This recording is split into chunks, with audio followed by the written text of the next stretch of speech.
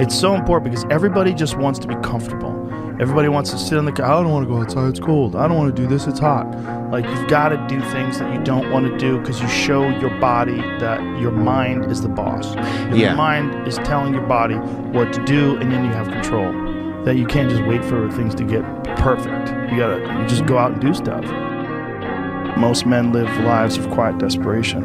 It's one of my favorite quotes ever because it's true. And I've been that guy. You're just in this world where you just can't wait to just run away. You have an apartment you have to pay for. You have a car you leased. You have a wife that you have to feed. You have a child you have to raise. You have your mortgage. You have your this. You have your that. And that's where it all comes from. Motivation. You need discipline because motivation's not there every day. I'm missing motivation most days. Sometimes I got motivation. Sometimes I'm like, yeah, today I felt good. I can't wait to get to the gym.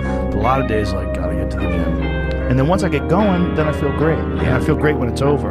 But it's that beginning part that's hard because your body wants to stay comfortable. Your body will trick you. There's a lot of cynicism in these days about inspiration and about motivation because there's a lot of fake. You know, you can go on Instagram and you see a million of these inspirational quote pages, and they're run by people that are probably depressed.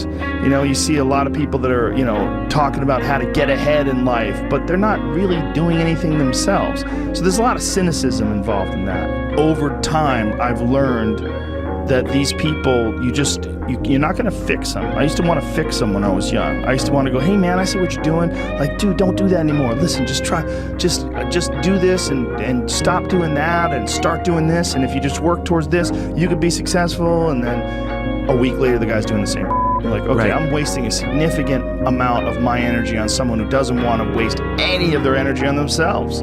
When I see a loser, I see some guy who's 43 years old, who lives in his parents' basement, and he hates the world. I'm like, man, this is a baby that somebody just gave nutrients to, whether it's nutrients in the forms of food or in the form of thoughts and ideas and examples. And this kid developed these horrible, self-defeating patterns of behavior that have led them to this point where they're this middle-aged person with no future and no idea of how to get out of this rut and probably never will escape it.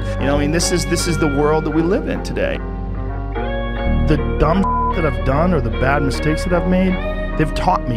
You learn. Like, that's why failure is so important. Like, failing and up and making mistakes, it's very important.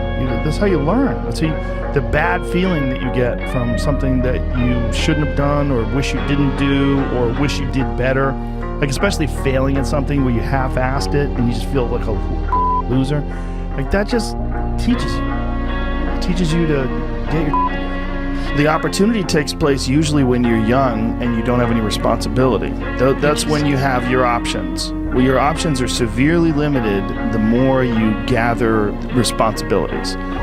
Like, as a 51-year-old father of 3, married man, pays taxes, has a house and a mortgage and a business and all that jazz. If I had to quit everything now and struggle the way I struggled as a stand-up comedian, it would never work.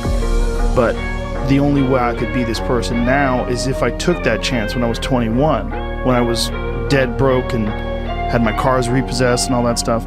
That's the only way you ever get where you want to go. You have to take a path that's dangerous. And most people want to take the safe path. And the safe path leaves you stuck in quiet desperation.